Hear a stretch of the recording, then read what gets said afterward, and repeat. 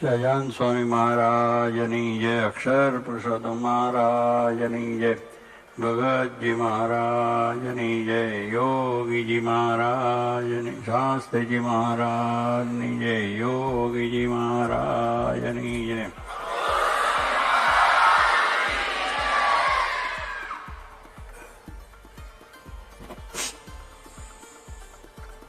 આજની કથાની અંદર વિવેકસાગર સ્વામીએ આપણને ઘણી સુંદર રીતે જે વાત કરી છે કે માણસ માનમાં પણ મરે છે.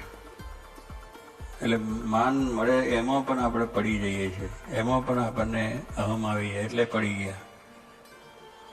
માન ન મળે તો પણ થાય, મન મળે તો પણ થાય, અપમાન થાય તોય થાય, એ થાય એવું વિષય ઉપર, એ વાત ઉપર એમણે ઘણા બધા વાતો, દર્શન, સિદ્ધાંતોની વાત કરી કે માનમાં શેખજી છે, નિર્વિકલ્પાનંદ છે, એવા ઘણા પડી ગયા. એટલે માર્ગ, ભગવાનનો માર્ગ છે, એમાં નિશાન ચૂકાય તો આ મોટા મોટું છે. આ દુનિયાનું તમે કોઈ પણ કામ કરો એમાં પણ જો તમારું નિશાન ચૂકાઈ જાય તો તમે એમાં સફળતા મેળવો નહીં. આ લોકમાં કંઈ કાર્ય પણ જે કરવું હોય તો એ કાર્યમાં પણ માણસને નિશાન જોઈએ. ગાંધીજીને સ્વરાજ લેવું હતું, એને નિશાન હતું કે મારે સ્વરાજ લેવું છે અને ભારતને સ્વતંત્ર કરવું છે, એવું એક નિશાન હતું. તો એ નિશાન ઉપર એને ઘણા વિઘ્નો, એને ઘણી મુશ્કેલી આવી તો પણ એમાં સફળ થયા અને કાર્ય થઈ ગયું છે. એટલે પછી સામાજિક કાર્ય હોય, રાજકીય કાર્ય હોય અથવા કુટુંબિક કાર્ય હોય કે ધાર્મિક કાર્ય હોય, પણ એની અંદર માણસે એક નિશાન તો રાખવું જોઈએ અને એ જો હોય તો એને સફળતા મળે. પછી એમાં વિઘ્ન તો છે જ, એ આરંભ કરે છે તો પહેલેથી જ ખબર પડે છે કે આમાં વિઘ્નો આવવાના છે, પણ એ વિઘ્નોને પાર કરીને પણ મારે આ કાર્ય કરવું છે તો થયું છે. આ ઇલેક્ટ્રિકની શોધ કરી એ માણસ એડિસન આપણું ત્યાં શહેર છે ને ત્યાંનો જતો, આપણું મંદિર કર્યું ત્યાં, પણ એને એક નિશ્ચય થયો કે મારે આ નિશાન પાડવું છે, આ ઇલેક્ટ્રિકની શોધ કરવી છે અને લાઇટ કરવી છે. વર્ષો સુધી એને એમ થયું, વર્ષો સુધી એને મુશ્કેલી આવી, બીજું ત્રીજું આવ્યું, તો એમાં એને સફળતા મળી. નિરાશ પણ થઈ ગયો હતો, બધી ઘણી જાતની પ્રયત્ન અને પૈસાનું ખર્ચ ને બીજું થયું, પણ છતાં છેલ્લે એને પણ સફળતા મળી. વર્ષો પછીની વાત છે, પણ એ સફળતા મળી અને એ કાર્ય થઈ ગયું છે. ચંદ્ર ઉપર જવા માટે પણ અમેરિકા, રશિયા બધા એ નક્કી કર્યું જવું છે તો પણ ગયા. પણ કેટલા વર્ષના પછી એમાં કેટલા માણસો ખપી ગયા છે અને પૈસા કેટલા એમાં ખર્ચા થયા છે અને બધું ગયા છે, અને છતાં એમનો એક ધ્યેય તો જવું છે ને પહોંચવું છે ને ચંદ્ર ઉપરના સમાચાર લાવવા છે તો ગયા. એટલે કહેવાનું શું કે નિશાન જો માણસને હતું, ધ્યેય હતું, એક ધ્યેય નક્કી હતું પોતાનું, મારા ધ્યેયને પાર કરવું છે, તો એ રીતનું પણ માણસો કામ થઈ ગયા છે. એટલે સાયન્ટિસ્ટોની અંદર ન્યૂટનનું આપણે કહીએ છીએ કે એને પણ આ પેલો કાયદો ગોત્યો, એનો ગુરુત્વાકર્ષણ કાયદો ગોત્યો અને આયા પાછું જોયું. એક વાર સફરજન નીચે કેમ આવ્યું? સફરજન ખાવશો ક્યાં જાય છે? સીધું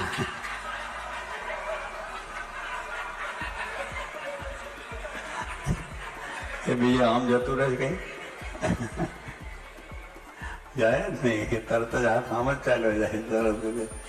તો જો એને પણ એક થયું કે નીચે કેમ પડ્યું, એના ઉપર એને બરોબર ચિંતન, મંથન, બીજું ત્રીજું બધું કર્યું તો એને પણ થયું કે આ ગુરુત્વાકર્ષણ છે, જ્યાં સુધી આ આકર્ષણ છે ત્યાં સુધી ઊંચી વસ્તુ જઈ શકતી નથી. તો એને પણ એ સફળતા મળી. હવે આપણે એ વિચાર કરતા નથી, એને પછી સફરજન જેટલા આવે એટલા ખાઈ જઈએ, કંઈ વાંધો નહીં, જે થવાનું એ થાય, ક્યાં માથાકૂટ કરવી. એ ઊંચે જાય કે નીચે જાય પણ પેટમાં જાય એ સાચું. મોટા મોટું એ વસ્તુ છે કે અહીંયા આવી ગયું એટલે સફળતા આપણી પૂરી થઈ ગઈ. ખાઈને પછી આપણે પથારી વસ થઈ જવાનું, આરામ મળે એ રીતે. એટલે એમાંથી આ કંઈ સફળતા મળે નહીં, પણ એની પાછળ આ દિવસ મંડી પડ્યો. સફરજન પડ્યું એને ખાધું નહીં, પણ એની અંદર એક પડ્યું કેમ એના ઉપર બધો વિચાર થાય. આપણે પડ્યું લઈને ખાઈને હોઈ ગયા, બીજું કાંઈ ન થાય. એટલે આવી બધી વસ્તુ તમે જુઓ તો દરેકને આ સફળતાની મળી છે એનું કારણ આ છે. એમ આપણે જ્યારે ભગવાનને મળવું છે તો આપણે પણ આ જાતનો વિચાર ધ્યેય લક્ષ્ય નક્કી જ હોય તો જ આગળ સફળતા આપણને મળે. એ તો આપણે પડીને છે. કારણ કે એ ધ્યેય નક્કી કર્યું છે એની પછવાડે એ પણ કર્યું. અત્યારે તમે કરોડોની ફેક્ટરીઓ નાખે છે તારા ભાઈઓ બધા. કરોડો તો શું અબજોની હતા તો વાત થઈ ગઈ. આયોજન જે કરે છે 5 કરોડ ને 1000 કરોડ ને 5000 કરોડ ને 10,000 કરોડ ને 25,000 કરોડ ને આવું મોટું જબરદસ્ત ચાલે છે. પણ એની પછવાડે આખી ગણતરીબંધની વસ્તુ છે કે આ કરશું એમાં આટલું વિઘ્નો આવવાનો છે. સરકારી પણ આવવાનો છે, સામાજિક આવવાનો છે, રાજકીય આવવાનો છે, બધું આવવાનું છે. એની પાછળ આટલા પૈસા ખર્ચવા પડે છે, પૈસા અહીંથી લાવવા પડશે, અહીંથી લાવવા પડશે, એમાં પણ મળશે, લોન મળશે ના મળે, આગું છે પાછું છે, કોકના ભાઈના મિત્રના દોસ્તના લાય, કેટલી જાતની વસ્તુની અંદર એને બધા વિઘ્ન આવે. ભાઈ એ કાર્ય કરતા વિઘ્નો આવે છે પણ તોય માણસ એની પાછળ મંડે છે. તો આવા આયોજનો પણ માણસ સફળ કરી શકે છે. એને એક વસ્તુ છે કારણ કે આ લોકની અંદર આપણે એ જાતનો એક ધ્યેય લઈને બેઠા તો ધ્યેયની પછવાડે આ બધી ગણતરીઓ હોય છે. એમ કે વિઘ્નો આવશે, મુશ્કેલીઓ આવશે, એમાં કેટલી જાતના આપણને માણસો હેરાન કરનારા પણ મળશે, આપણા પૈસામાંથી લૂંટી જનારા મળશે, આપણું કાર્યને થયેલું તૈયાર નાખી દો, આવું બધું જ વિચાર થાય છે. કેમ ભગવાન ભજવા નીકળે અને પણ આ જો ધ્યેય હોય મને આમાં વિઘ્ન આવવાના છે, પણ એ વિઘ્ન ભલે ગમે એટલા આવે તો પણ મારે ભગવાનને રાજી કરવા છે, એવો એક ધ્યેય લઈને બેઠા વાંધો નહીં. તો એ ગણતરી આપણે પોતાની અંદર હોવી જ જોઈએ કે આ માર્ગ જ એ છે, હરિનો માર્ગ સુરાનો છે, કાયરની વસ્તુ આમાં નથી. કાંટાળો માર્ગ છે, અસ્ત્રની ધાર ઉપર ચાલો છે, એ બધું છે. પણ એની અંદર આ બધી જે દુનિયાની વસ્તુ મેળવવામાં એ અસ્ત્રની ધાર ઉપર ચાલ્યા છે, એવા વિઘ્નો આવવાના છે. બધી મુશ્કેલીની અંદર પણ એ કર્યું છે. તો એમાં સફળ થયા છે તો આપણે કેમ ન થવા, એટલી જ વસ્તુ. અને થયા છે એનો વિચાર કરવો. આપણે જે થયા છે એનો વિચાર કરો, જે પડી ગયા એનો વિચાર નહીં કરવાનો. આપણે પહેલો વિચાર એ કરીએ જો આમાં ગયો અને પડ્યો, માર્ગ જ એવા જવા જેવું જ નહોતું, મૂર્ખ અજામ હું પર ગયો. પહેલો વિચાર એ જ કરીએ કે આ માર્ગે જવાય જ નહીં, આ માર્ગની અંદર આપણું કામ જ નહીં. અને જે ગયા છે એ સારી રીતે સારધાર પાર ઉતર્યા છે એને ન જોઈએ કે જે આની અંદર સફળતા મેળવી છે એનો વિચાર ના કરો, પણ જે નિષ્ફળ થાય એનો વિચાર કરજો કે હવે ગયો તો મળી ગયો રસ્તા, જવાનો હતો, મરવાનો હતો, બધાને મરવું નથી, મરવાનું કોઈ મરવાનું છે, કરશે તોય મરશે, જે ભક્તિ કરશે એ મરવાનો છે, નથી કરી મરવાને છે. પણ પેલો ભગવાનના ધામમાં જ છે, પેલો ત્યાં રખડતો થશે, એ બે વિચાર કરવો જોઈએ. મરવાનું હોવને છે પણ નહીં આમ બધું આમ થયું તેમ થયું. એટલે જે માણસો નિષ્ફળ થયા છે એનો પહેલો વિચાર કરીએ તો આપણને ક્યાંથી સફળતા મળે? મળે જ નહીં. જે થયા છે એના હમ જોયા કરો. જે સફળતા મેળવી છે એને ભગવાનની ભક્તિ મીરાએ કરી, નરસિંહ મહેતાએ કરી, એવા જે તુકારામ ભક્તો થઈ ગયા એને છે, મહાન આચાર્યો થઈ ગયા છે. આપણે બધા જુઓ એમને મનમાં કે એને મુશ્કેલીઓ કેટલી આવી છે છતાં પણ એમાં એ પાર ઉતરી ગયા. હમણાં જમકુબાની વાત કરી, મીરાની વાતની અંદર મહારાજના વખતમાં એ બધાને થયું છે. કેવુબા, લાડુબા, દાદા ખાચર, પર્વતભાઈ, જીનાભાઈ, આ બધા ભક્તો ગયો અને તે વખતે આ બધાને કેટલી મુશ્કેલીઓ આવી પણ છતાં કોઈ પાછો પગ ભર્યો નહીં. મહારાજ મળ્યા છે એટલે આપણું સારું થવાનું જ છે. ભલે આપણે દુઃખ આવે, મુશ્કેલી આવે, અપમાન થાય, દુઃખ થાય, બધું થાય, પણ થયા જ કરે છે. દુનિયામાં ક્યાં નથી આવતું? આપણા બધા કાર્યોમાં વિઘ્ન તો છે જ. સંસારમાં જેટલા કાર્યો છે એમાં વિઘ્નો છે જ. માન થાય છે, અપમાન થાય છે, દુઃખ આવે છે, પૈસા જતા રહે છે, ચોરી થઈ જાય છે, ખૂન થઈ જાય છે, બધું થાય છે. એમાં પાછા પડે છે, એમાં ચાલે જ છે. કોઈને એમ નથી થતું કામ મૂકી દે કે આપણે હવે લગ્ન નથી કરવા એવો વિચાર આવે કરો. આની બૈરી મરી ગઈ, એની બૈરીને ઝેર આપ્યું, આ બધી વાતો સાંભળીએ તો પાછું જે થવાનું એ થાય, પણ લગ્ન તો કરવું જ. એટલે કહેવાનું શું કે એ આપણા મનની અંદર એક નિશ્ચય એવો થયો છે કે એની અંદર મુશ્કેલી છતાં પણ કરવું છે. તો જો એની અંદર આપણને જેવા વિચાર એવા આમાં કે ભલે આમાં કદાચ આપણે નિષ્ફળ ગયા છે પણ ભગવાનના આશ્રય આવ્યા છે તો નિષ્ફળતામાં સફળતા મળવાની છે જ. ભગવાનને આશ્રય ગયા છે એને માટે તમે થોડું કર્યું છે ને તો પણ એ બહુ માની લે છે. તમારી ગમે એટલી મુશ્કેલીઓ, ગમે એટલા આપણા અંદર વિઘ્નો હશે કે આપણા એ હશે, સ્વભાવ હશે, દોષ હશે, પ્રકૃતિ હશે, એ બધું હશે તો પણ એને વર્ગી રહ્યા છું તો આપણું કામ થવાનું છે. પડ્યા રે દરબારમાં અને ધક્કા ધનિકા કોક દે આવે લહેરમાં તો કામ થઈ જાય ને સાક્ષર. વાહ, સાક્ષર પડ્યા છે એટલે વાંધો નથી આવવાનો. એટલે કે રાજાના દરબારમાં માણસ બિચારો પટાવાળો હાવ ચોક વાળતો ને એવો તો માણસ હોય, દરબાર ઉભા રહે, જેટલા વાગે દરબાર જાય ને સલામ કરે ને બીજું તેવું. કોઈને રૂપિયો, 2 રૂપિયા, 5 રૂપિયાનો પગાર મળે, જાજુ કંઈ ના મળે. આખી જિંદગી જઈ જાય બિચારો, ધોરો આવી જાય, આંખે પડર આવી જાય, એવું તોય પણ કર્યા જ કરે. પણ એને એમ થાય કોક વાર રાજા રાજી થશે, કામ થશે આપણું. એ ધ્યેયથી પડ્યો રહે ત્યાં, જેટલા ધક્કા ખવડે એટલે જાફરો લે, દીકરો લે, આ લે, તોય કરે. પણ આટલી બધી ઉંમર થઈ ગઈ તો પણ એને એક શ્રદ્ધા કે રાજા કંઈક રાજી થશે તો પડ્યો રહે દરબારમાં ધક્કા ધણીને ખાય અને કોઈક વાર રાજાને લહેર આવી જાય તો આપણને 2-5 પછી ગામ આપી દે. લો, રાજી થઈ જાય એટલે એનું કામ થઈ જાય. તો પેલાને ધ્યેય નક્કી હોય તો કે હા પણ હું કરું છું એમ થવાનું છે, એ રીતે કામ થઈ જાય અને એનો લાભ આપણને થઈ જાય. તો કહેવાનું છું, જેમ ગોંડલના દરબારને પેલા દિવાન આપણે જુનાગઢના નવાબ સાહેબ રાજી થઈ ગયા એક ઉકાની ફૂંકની અંદર, અને એવું કહો ભરી આપ્યો એનો દે. પણ કહેવાનું શું છે કે એની અંદરથી 24 ગામ મળી ગયા, પરગનું મોટું જબર, સારામાં સારું. એટલે આની અંદર આપણી નિષ્ફળતા નથી. ભગવાનના માર્ગની અંદર જેટલું કરો છો એથી આનંદ ઘણું મળે છે. અનુમપ્યમ તુલમ હિ મન્યતે સહજાનંદ ગુરુમ ભજે. કે તમે એટલે થોડું જ કરો ને તો ભગવાન વધારે માને. કે ભગવાન મોટા મનના છે. આ જગતના માણસો મોટા મનના નથી. ભલે ને કરોડ રૂપિયા હોય ને આખા દુનિયાનો રાજ ભોગવો તો ઉદારતા એમાં નથી. એ તમારું આપીને લઈ લે અને કાં ફાંસીએ ચડાવી દે જો જરા ઉપાજુ થાય. ભગવાન એવું નથી જોતા, ગુણા સામું જોતા જ નથી. ભગવાન સર્વનું કલ્યાણ કરવા આવ્યા છે, પણ આપણો ધ્યેય સાચો રાખીને વર્ગી રહેવું પડે, પડ્યા રહેવું, દરબારમાં પડ્યા રહેવું જોઈએ કે મારું કલ્યાણ અહીંયા જ થવાનું છે, મારું સારું અહીંયા થવાનું છે. ભલે મને અત્યારે નથી દેખાતું, પણ છે. સ્વામીએ દ્રષ્ટાંત પણ આપ્યું કે હુંડીની અંદર રૂપિયા નથી, ચેક હતા. એટલે કે પહેલાં હુંડી ચાલતી, વેપારીઓ મોટા સાહુકારો છે એના પર હુંડી લગાય અને એ માણસ ત્યાં જાય તો આ માણસના ત્યાં આગળ પૈસા શીખરાઈ જાય. હુંડીમાં લખ્યા 5,000 આપજો તો ત્યાં એને જે કામમાં જાય ત્યાં મળી જાય. અને નરસિંહ મહેતાની હુંડી સ્વીકારી આપણે કહીએ છીએ, નરસિંહ મહેતાને કંઈ પૈસા નહોતા ને કશું નહોતું, પણ એને એક ભગવાનના નામથી લખી તેની હુંડી સ્વીકારી. એને શ્રદ્ધા હતી, વિશ્વાસ હતી, મારી હુંડી સ્વીકારે છે. પણ કહેવાનું છે કે એવી રીતે એમાં ચેકમાંથી રૂપિયા મળે છે. અત્યારે ચેક છે, તમે મારો મણિભાઈ કહેતા હતા કે ગોધરા બાજુના ને છોટા ઉદેપુરના જે આપણે આદિવાસી ભાઈઓ છે, આદિવાસીઓ બનેલા ના હોય, એને તમે 5 રૂપિયાની નોટ આપો તો એ તરત લઈ લે. પણ એને 25,000નો ચેક લખીને આપો ને તો એને આ મારે ના જોઈએ, કારણ કે એને ખબર નથી, એને ભાઈ પૈસા દેખાતા નથી.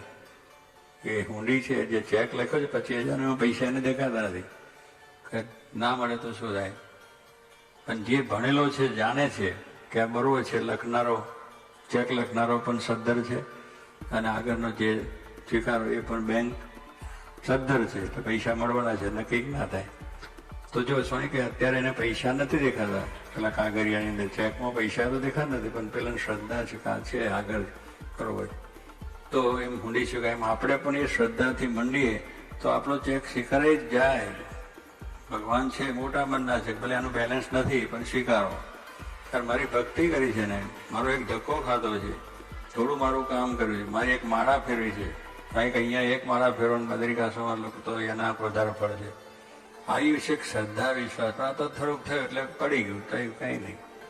પછી કેટ પટારી કેમ મારવાની રહી, વાત જ બધું રહ્યું. અત્યારે તો એમ છે કે અહીંથી એક બાટલી ચડાવીને પછી જે બાટલી પીતા ત્યાં જઈએ એટલે એ આપણે સન્મુખ ચાલ્યા કહેવાય, સન્મુખ ના ચાલ્યા કહેવાય. અત્યારે આમ શું, આજે તો 82 વર્ષ છે ને, ગઈ રાત્રે કેટલી ધમાલ થઈ છે. એ તો બધા જેને જેને જ્યાં હશે ને ખબર, આપણે તો ગયા નથી, બધા સારું છે ના ગયા એટલે. પણ જેટલા ગયા છે એને ખબર છે કેટલી બાટલે ઉડી ગઈ છે. હવે એ કંઈ આપણો ધંધો છે? આ કંઈ ઉત્સવ આપણો છે? અને આવા ઉત્સવો કરીને કંઈ આપણે દુનિયામાં કોઈનું શ્રેય કરવાના છે? લોકોને મુશ્કેલીઓ કરવાની વાત થઈ ગઈ. હવે આવી રીતના સુરવી થઈને સામે જાય કે અમે તો બહુ સુરવી છે, દારૂ પીને જઈને ત્યાં જઈને બાટલીઓ પાછું ચાલે, ક્યાંથી થાય? જુગારીને જોડે જુગારીને ત્યાંથી ચાલે, એમાંથી શું થાય? કશું ના થાય. એટલે કહેવાનું છે કે આવા બધા ભક્તિ કરવી, સત્સંગ કરો, સારું કાર્ય કરો, સમાજના કાર્યના વિચારો કરો. પણ અત્યારે નવરાત્રિ આવે તો ડિસ્કોમાં ચાલો, ડિસ્કોમાં બીજું ત્રીજું. હવે એ ક્યાંથી ભક્તિ થાય ને એ ક્યાંથી સત્સંગ થાય? એ કંઈ સન્મુખ થઈને એ સન્મુખ ચાલવાથી જગતનું કાર્ય ના થાય ને આપણું કાર્ય પણ ના થાય, સમાજનું રાષ્ટ્રનું કોઈ કામ ના થાય. પણ માણસ ઊંધું ગાલીને મંડ્યા જ છે અત્યારે કે આ બધું સારું છે, પછી હવે શાંતિ ક્યાંથી થાય? પછી અહીં આવીને બેહે કે અમને શાંતિ ન થઈ. ભાઈ એકદમ ક્યાંથી થાય? તારો ફેર ચડી ગયો છે ને બાટલીઓ પીને જિંદગી પૂરી કરી નાખી. પછી એક દાડામાં તારે અહીંયા શાંતિ ક્યાંથી થાય? ધમાલ કરીને ત્યાં કેટલું અનર્થ બધું કરીને આવ્યો એ બેસ તો ધીરે ધીરે તને શાંતિ જરૂર થશે. અંદરનું બધું કાઢવાનું છે, એ કાઢવાને ધીરે ધીરે જેમ સદવિચાર કરતા જઈએ, સારા વિચાર કરતા જઈએ. પણ અહીંયા આવીને પાછા બીજા જ વિચારો કરતા હોય તો ના થાય. અહીંયા આવીને પછી એક જ વસ્તુ છે કે ભગવાનની જે જોવાનું કે એમને રાજી કરવા છે ને એ કેમ થવું છે, એટલું થાય એટલું કરે તો વાંધો ના આવે. પણ માણસને આજે અવરી બુદ્ધિના અવરા વિચારો એ જ આયા જ કરે. એટલે ગુણાતાન સ્વામી કહ્યું કે સવડા વિચાર કરવાના, અવળા વિચાર મૂકવા. સવડા વિચાર જ તો તમે કરો તો બધો સમાજમાં શાંતિ બધા. પણ આજે બધા અવરા જ વિચાર કરે, એકબીજાને પાડવાના, એકબીજાને હેરાન કરવાના, પૈસા લૂંટવાના, સત્તાની મારામારી કરીને ઝઘડા ધંધા બધું કર્યા કરો. હવે એ જે માન મોટપની જે ઈચ્છાઓ છે અને એમાંથી આપણું અહમને આમ મતભેદ ટકરાય, એ ટકરાવાનું છે, કાયમ માટે ટકરાવાનું. એ પછી ગમે તે તમે આશ્રમમાં હોય તો પણ અહમને મમત્વ જો નહીં મુકાય ત્યાં સુધી ટકરાવાનું છે જ. એ મૂકવા માટે તો આ વાત છે. એ અમને મમત્વ છે જગતમાં મુકાશે ને એ તો ચડાવ છે બે જણા, બરોબર છે. એ તો કરવા જેવું છે, આપણે કરવા માંડે એમ. હવે એ આવીને અહીં આપણે તો ભગવાન સામું જોવાનું છે, કોઈ કહેના સામું નથી જોવાનું. આપણું ધ્યેય લક્ષ્ય છે અને એવા જે ભક્તો થયા છે એના સામું જોવાનું બસ. કે જે શારદાર પાર ઉતરી ગયા છે, જે આવા દુઃખ સંપેટીને પણ કે ભગવાનના ચોપડાની અંદર એનું નામ આવ્યું, શાસ્ત્રોમાં નામ એના લખાઈ ગયા. બીજા મોટા બુદ્ધિશાળી જગતમાં ડાયા હતા, બધા ઘણા કાર્ય એનું કંઈ લખાયું છે? કોઈ લખાયું નથી. પણ સામાન્ય હવે સવરી ભીલડી, સવરી છે એ આદિવાસી ભાઈ હતી. એને એક જ ગુરુએ કહ્યું કે તું ભગવાન રામનું નામ લેજે, બસ ભગવાન તને મળશે. એ શ્રદ્ધા અને વિશ્વાસ ઉપર બિચારાની એક નાની ઉંમરની છોકરી હતી, એને 80 વર્ષ થઈ ગયા, 100 વર્ષ થઈ જે હોય, આંખે પણ અંધાપો આવી ગયો. પણ એને પેલા ગુરુના વિશ્વાસ હતો કે રામ ભગવાનનું ભજન કરી શકું અને ભગવાન રામના દર્શન થશે. એ વિશ્વાસથી આખી જિંદગી એને હોમી નાખી. શ્રદ્ધા ખૂટી નહીં, કોઈ જાતનો બીજો વિચાર આવ્યો નહીં કે આ ભગવાન તો બધું ખોટું છે, ધતિંગ છે. એટલે મેં કેટલા દાડથી કર્યું તો કોઈ દાડ દેખાય નથી, આમ તો ખબર પૂછવા આવ્યા નથી, આમ તો કોઈ 2 પૈસાની કોઈ મદદ કરતું નથી અને મારી દશામાં કંઈ ફેરફાર તો થયો નથી. હવે એનું ભજન કરી શું કરવું છે એવું થાય કે ના થાય? માણસને આટલા વર્ષો જાય એટલે વિચાર આવ્યા જ કરે, એને વિચાર આવ્યો નથી. આપણને આવે છે, બેઠા છે અહીંયા, આ બધું છે છતાં વિચાર આવે છે કે ક્યાંથી ચાલશે આવું ધતિંગ? અમે તો કંઈ જોયું નહીં, કંઈ દેખ્યું નહીં, ના તો અમને આમ બધું ચાલ્યા કરે. પણ એ બીજાનું શું ચાલે છે જો ને તો ભગવાનના દરબાર છે, આપણે થવાનું છે સાચું છે એટલો 1% વિશ્વાસ આપણો હોય. એ સબરીને વિશ્વાસ હતો તો ભગવાન રામ એને ત્યાં ગયા અને એને દર્શન કર્યા અને દર્શન થયા. એને કહો આઠો કંઈક ના કરે. 9 લાખ યોગીઓને ઘણા વર્ષોથી વિચારના હતા ભગવાનના દર્શન થાય. એ શ્રદ્ધા રાખીને વર્ષો સુધી તપશ્ચર્યા કરી. પણ મેં તપ મૂકીને ઊભા ના થઈ ગયા, ચાલુ રાખ્યું. પણ એમ થાય કરવા તો કઈ હજુ ગોટાળો ચાલે છે, તપ કરીએ તો હજુ મન થેગા નથી, ફલન નથી, ઢીકનું નથી, અમુકનું નથી, આમ છે તેમ છે. એ વિચાર કર્યો હોય તો કંઈ કામ થાત નહીં. પણ એક શ્રદ્ધાથી બેસી જ રહેવાનું થયું કે કરશે, અહીંયા જ થશે, જે થવાનું છે અહીંયા જ થવાનું છે, બીજે કાંઈ થવાનું નથી. આ દુનિયાનું કોઈ પણ તમે બ્રહ્માંડમાં જાઓ પણ ભગવાનને સંત પાસે જ આપણું બધું સરખું થવાનું છે, ત્યાં જ આપણું નિશાન પડવાનું છે, બાકી ક્યાંય પડવાનું નથી. એ હકીકત વસ્તુ છે. તો એ બીજા વિચાર આપણે કરવાના નહીં કે થશે કે નહીં થાય, કે આ છે તે છે બીજું ત્રીજું. લાકડું સુથાને લાકડું આપ્યું છે ત્યારે એને મન આવશે, મૂળ આવવો જોઈએ. આપણે મૂળ બહુ હશે તો એ ઘડશે, સારું બનાવશે. આપણે આરસના પથ્થર આપીએ છીએ મૂર્તિ કરવા માટે, એટલે બધા કારીગર માત્ર મૂળ જોઈએ. ચિત્રકાર હોય, બીજો કામ કરનાર બીજા, એને મૂળ ના હોય તો બહુ આપણે કહીએ ને પછી ઉલટું થઈ જાય. એટલે મૂળ વખત પ્રમાણિત કરવા દેવું. એમ ભગવાનનું પણ મૂળ છે કે આપણે એને અર્પણ થયા છે એ ઘાટ ઘડશે જ. એ શ્રદ્ધાથી પડી જ રહેવું જોઈએ. પછી ઘાટ કેવો ઘડશે, ક્યારે ઘડશે, કયા સમયે ઘડશે કે એ બધું આપણે વિચાર કરવાનો નથી. એને આપ્યું એટલે ડૉક્ટરને આ શરીર આવ્યું, અમે કહ્યું લ્યો ભાઈ હવે ચીરો તમે જજો હોતા. પછી એને જેવી રીતે ચીરવું હોય એ રીતે ચીરે તો ના તું અહીં નહીં અહીંયા મૂક, એટલે ભાઈ અહીં મૂકશે કે અહીંથી નીકળવાનું, એની વાત જ ના થાય, એમાં શંકાય ના થાય, કશું નહીં. એને આપી દીધું. એ પછી ગમે ત્યારે ગમે રીતનું કરે એમાં આપણે વિચાર કરવાનો હોય જ નહીં. એ એક દેહના સુખ માટે કે એને માટે જો આપણો ડૉક્ટરમાં વિશ્વાસ છે. જોગી મહારાજ કહેતા હતા કે વાળન આપણા મૂળવા આવે છે ને, અમારું ગઈકાલે મૂડી નાખ્યું બધા, પણ કહેવાનું શું છે કે એની આગળ પણ આમ માથું ધરી દઈએ. એટલે ભાઈ કે એમનું મૂળ આવી અસ્ત્રો અહીં મારશે કે અહીં મારશે એ કંઈ આપણે કહેવાય નહીં. છતાં પણ વિશ્વાસ છે કે હવે બીજે અસ્ત્રો નહીં મારે, અહીંયા જ કર્યું છે અને ફેરવે છે. એટલે વિશ્વાસ એને એક માથું આપી દેતા ભગવાનને માટે એક મસ્તક વાતે ક્યાં દૂર છે. એક માથું ભગવાનને આપવું એમાં કેટલા વિચાર કરે, થશે કે નહીં થાય, આગું થશે પાછું, કશું આગું પાછું તમે બેસો ભગવાન બેથી બેડો પાર થઈ જવો છે. હજારો તો આપણો બેડો શું ના પાડતા. મારી વાત ના કરવી જોઈએ, મારો સંકલ્પ ના થવો જોઈએ. ભગવાન તો ભગવાન સમર્થ છે. સમર્થ કોઈ નહીં કે છે એને ગમે ત્યારે એ પોતાનું કાર્ય કરવા બેઠા છે, કરે છે. અને જો એવો વિચાર કરે તો કોઈનું કલ્યાણ થાય એવું છે જ નહીં. જો આપણા સામું જોઈએ તો આપણી પ્રકૃતિઓ સ્વભાવ સામું જોઈએ તો આપણું કોઈનું કલ્યાણ થયું નથી. પછી એની એક ભક્તિ સામું જોઈએ. તમે શ્રદ્ધાથી જે કંઈ ભક્તિ સેવા જે કંઈ કરી છે એના સામું જોઈએ છે અને પોતાના ધામમાં બેસાડી દે. તો એ વિચાર આપણે કરવાનો, અને એ વિચાર તો આપણે રાખીએ વાંધો નથી. સંસારનો દુઃખ આવવાનો છે, દરેકને આવે. શરીરના દુઃખે છે, આપણા વ્યવહારિક દુઃખ હોય છે, બધા દુઃખો છે જ. પ્રાર્થના ભોગવાનું જ. ભગવાન કે સુખ આવે તો સુખ ભગવાન, દુઃખ આવે તો દુઃખ. ભગવાન સર્વા કરતા છે. ભગવાને વિશે સર્વા કરતા પણ એની દ્રઢતા રાખે તો કોઈ વાંધો ના આવે. તો આપણને એ બધી વસ્તુ છે. તો આપણે આ રીતે આ વિચાર આપણે રાખવો છે કે સત્સંગમાં જે સારધાર પાર ઉતર્યા છે, સારધાર રીતે ભગવાન રાજી કર્યા છે, એનું જો આ દુનિયા મરી ગયા એનો વિચાર કરે તો માણસ કોઈને કંઈ થાય નહીં. કે આવા બધા મરી ગયા તો આપણે મરી જઈએ ભેગા એવો વિચાર નથી થતો. એ મરી ગયો ગયો, પણ આપણે જીવન પાછું કંઈક કરો તો બધા મંડે છે. એમ આ ભક્તિ માર્ગમાં પણ જે ગયા, જે મરી ગયા કે બહાર નીકળ્યા કે ગમે ત્યાં ગયા, એનો વિચાર ના કરો. સત્સંગમાં જે સારધાર દુઃખ વેઠીને, મુશ્કેલીઓ વેઠીને, અપમાન વેઠીને પણ જે ભગવાન રાજી કરે હું જોઈ તો આપણું કામ શરૂ થઈ જાય. તો આવો ધ્યેય લઈ અને કામ કરીએ. મહારાજને પ્રાર્થના. સહજાન સ્વામી મહારાજ.